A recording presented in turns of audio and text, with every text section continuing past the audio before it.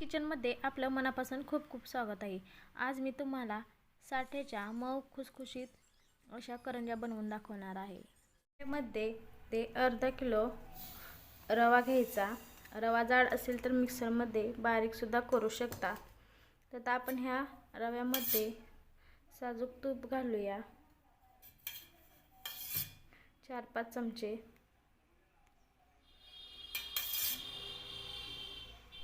तूप रव्यामध्ये टाकल्यानंतर हाताने सर्व तूप रव्याला लावून घ्यायचं आहे। पूर्ण रव्याला दोन्ही हाताने चोळून तूप व्यवस्थित मिक्स करून घेतले। तर हा रवा आपण थोडासा एका जागेवर असं दाबून ठेवूया। 10-15 मिनिटासाठी हा झाकून ठेवूया। 10-15 मिनिटं झाले तर आपण झाकण काढूया। त्याच्यामध्ये चवीपुरतं मीठ टाकायचं। रव्यामध्ये थोडं थोडं पाणी टाकून हा रवा आपल्याला मळून घ्यायचा आहे।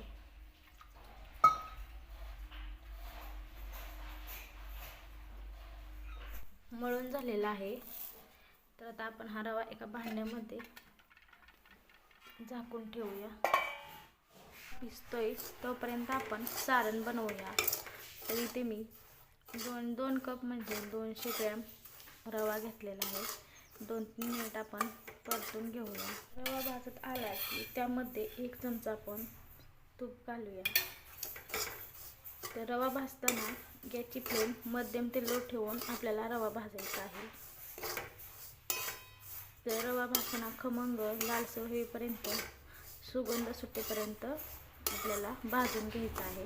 भाजत आला आहे तर मी सारण एकदम सिंपल पद्धतीने बनवणार आहे। मस्त असा आपला रवा भाजून झालेला आहे। तर आपण साईडला काढून घेऊया। त्याच कढईमध्ये आपण खोबरं भाजून घेणार आहे। कढई गरम असल्यामुळे खोबरं पटपट हलवायचं, करपण्याची शक्यता आहे। गॅसची फ्लेम लो ठेवायची। खोबरं पण भाजत आले। तर खोबरं भाजताना मी सुरुवातीला तुपाचा वापर केलेला आहे। तर बघा त्याचा रंग पूर्णपणे बदललेला आहे। गॅस बंद करायचा आणि हे खोबरं आपण साईड झाल्यानंतर पिठी साखर त्यामध्ये मिक्स करणार आहे। तर जेवढा रवा आहे तेवढीच मी पिठी साखर बारीक केलेली आहे। रवा आणि खोबरं थंड झालेलं आहे। तर आता आपण त्यामध्ये पिठी साखर टाकूया।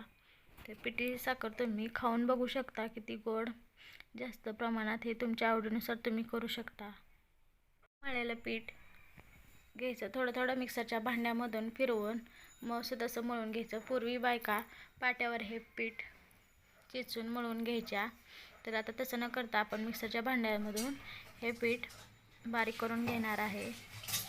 तर गोळे तयार करून झालेले आहेत। तर मी आता तुम्हाला साठा कसा तयार करतात हे दाखवणार आहे।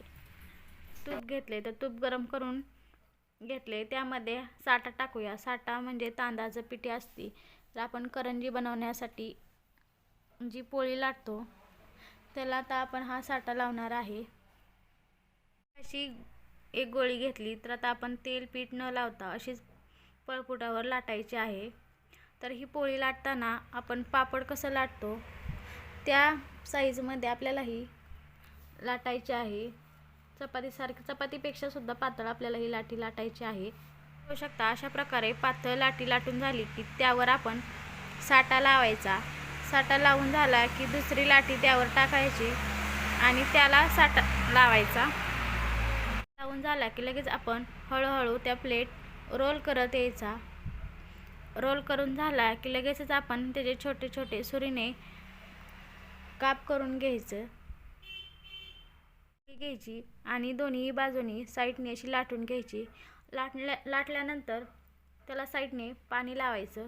पाणी किंवा तुम्ही दूधही लावू शकता आणि त्यामध्ये सारण टाकायचं आणि साईडने असं कडेने कडा दाबत राहायच्या, म्हणजे तेलात तळताना फुटणार नाहीत। गरम करायला ठेवला आहे। तेल मस्त गरम झाले, त्यामध्ये छोटी पिठाची गोळी टाकायची।